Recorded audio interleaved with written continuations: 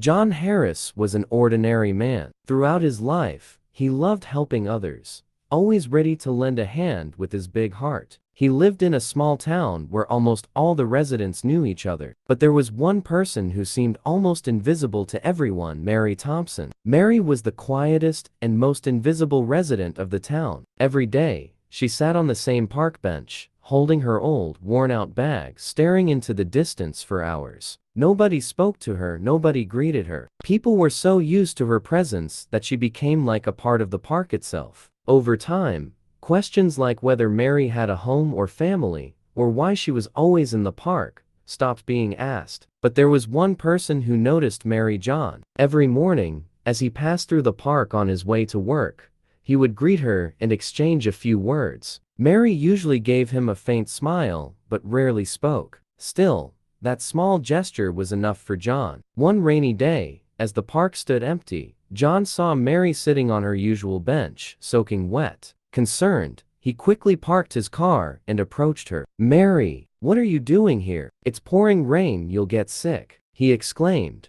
holding his umbrella over her.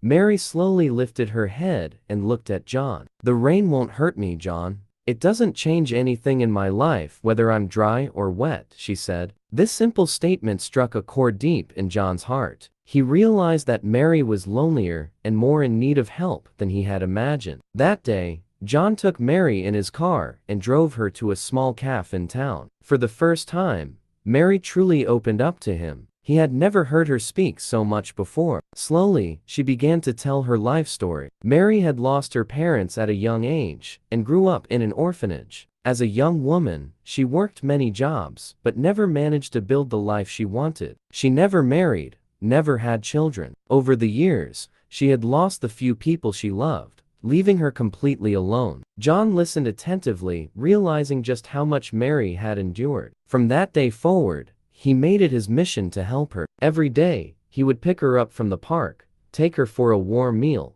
and they would sit and talk for hours. Mary, once quiet and distant, began to open up more. Her deep loneliness slowly gave way to a sense of gratitude and friendship. John took her shopping, helped her with doctor's appointments, and made sure she was taken care of. Years passed in this way. Mary had John in her life, and it made all the difference. She no longer felt invisible, and John became like family to her. The townspeople noticed their growing friendship, and although John helped without expecting anything in return, seeing Mary smile was enough for him. One morning, John went to pick Mary up from the park, but she wasn't there. At first, he didn't think much of it. Maybe she had something else to do that day. But after several days without seeing her, worry began to creep in. John reported her missing to the police, but nobody had any clues as to where she might be. Weeks passed, and John had to come to terms with the fact that Mary might never come back. Then one day, he received a phone call. Mary had been in the hospital for some time, and sadly, had passed away a few days earlier. John's heart sank. The thought of Mary leaving this world alone broke him deeply. A week later,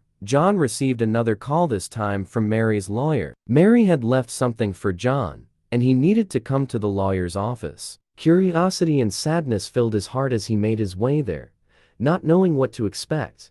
When he arrived, the lawyer handed John a letter that Mary had written before her death. The letter read, "Dear John, you were the only person who ever took me home from the park. You became my only friend. I lived a lonely life, but you showed me what it means to have family. You made me feel like I wasn't alone. I loved you like a son.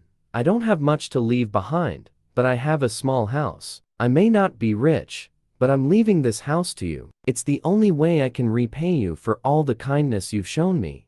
With love, Mary." John was overcome with emotion as he read the letter. For years, he had helped Mary, never expecting anything in return. But the house she left behind was more than just a material gift. It was a symbol of the deep bond they had shared. When John went with the lawyer to see the house, he was completely stunned. The house was small but warm, nestled in a beautiful garden full of flowers and trees. It was clear that Mary had cared for this home, even though no one knew about it. The house, like Mary, had remained hidden, quiet, and full of untold stories. John decided to move into Mary's house, where every room reminded him of her. He took care of the garden, planted new flowers, and kept the house as a way of honoring her memory. The house became more than just a gift, it became a place where John felt connected to Mary, where her memory would live on. This story shows that acts of kindness are never truly forgotten, and sometimes, life surprises us in the most unexpected ways. John's friendship with Mary, filled with care and compassion, was ultimately rewarded in a way he never imagined. It reminds us that true love and generosity can lead to blessings beyond our wildest dreams. If this heartfelt story touched you, don't forget to subscribe to our channel. We share inspiring, real-life stories that warm the heart. Make sure to turn on notifications so you don't miss the next one. Subscribe now and join us as we discover more amazing stories together.